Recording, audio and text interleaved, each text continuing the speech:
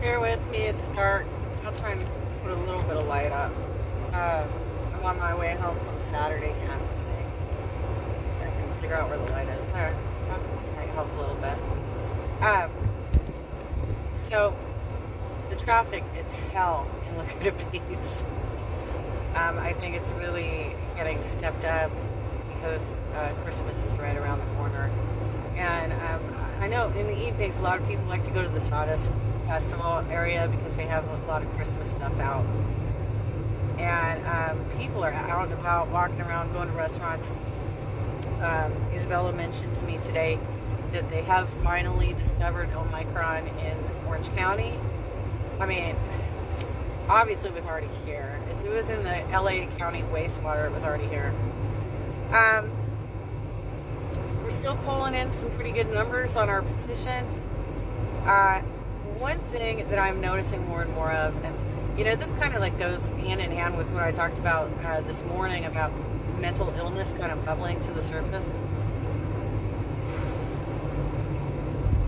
So the Me Too movement really made a lot of men feel like they needed to overexert their dominance even more, right? Because how dare you question the way that we treat women, right? What I notice oftentimes, okay, first of all, lots of married couples or intimate couples don't always agree entirely on politics. That's going to be a given. That there are going to be a lot of things that you do agree on, but some things that you don't agree on. And I'm finding a lot of dudes like to play gatekeeper at the door. And when you do that, what it says to me, first of all, where this happened today, the wife was there in the other room, walking back and forth in the other room, and he was playing gatekeeper because he wasn't on my voter data. So clearly somebody had already talked to him, discerned that he was not interested in signing these petitions, and instead of letting me talk to his spouse, who was the other person in the household, he gatekeeped at the door. Now, consider this. How many of you do that? Like, if somebody knocks on your door, you live with multiple people. I can't think of a single time that somebody knocked on the door, asked for somebody else who lived with me, and I grilled them, rather than just said, hang on a second, I'll go get him. Like, I don't... What? Who does that? Who does that? Apparently a lot of people do that. A lot of people do that. A lot of people gatekeep for their family. And it's even more inappropriate for you to do so when it comes to freedom of speech, political discussions, voting rights. Because that's the whole reason we had the suffragettes. So that we have the right to vote, the right to make our own decisions. It is so bizarre to me that dudes still do this bullshit. Wow. Your little ladies can speak for themselves, y'all. Anyway, we're still walking, still collecting signatures. I still find some in the most surprising of places.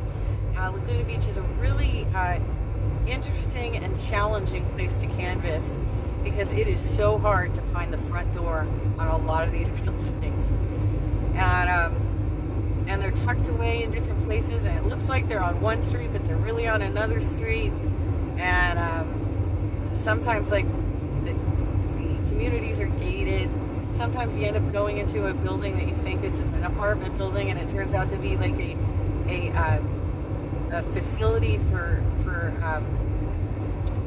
special needs people. Like, you don't know what you're gonna get.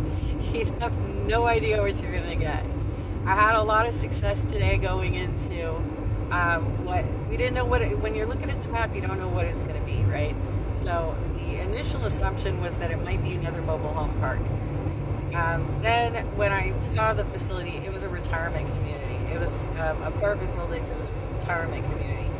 So it was almost all the names on my list were almost all Democrats. So those of them who still had their vision and hearing were pretty receptive inside.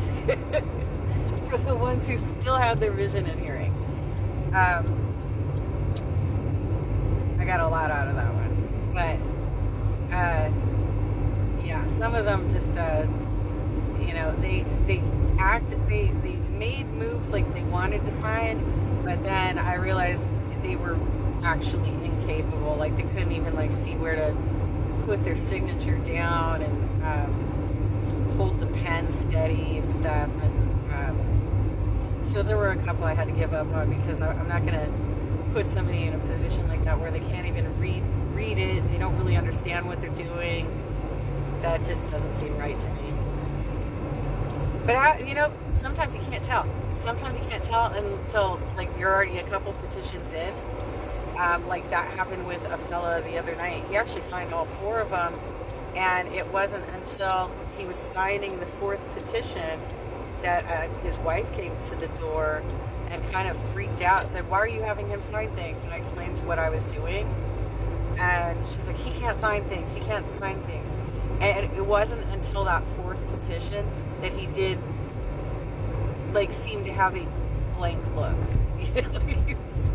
But he walked through the entire conversation with me otherwise. Like, he got all the way to the 4th petition before revealing that he might have dementia.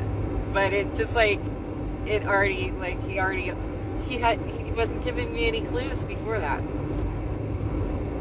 He was just smiling and, "Oh, okay, yeah, I'll sign this." And he was writing his address fine and everything, and no clue. So I don't know, maybe I'm not a mental health professional. I can't evaluate whether that was another gatekeeping situation. But now that one did seem more like a protective situation where maybe he was aging, right?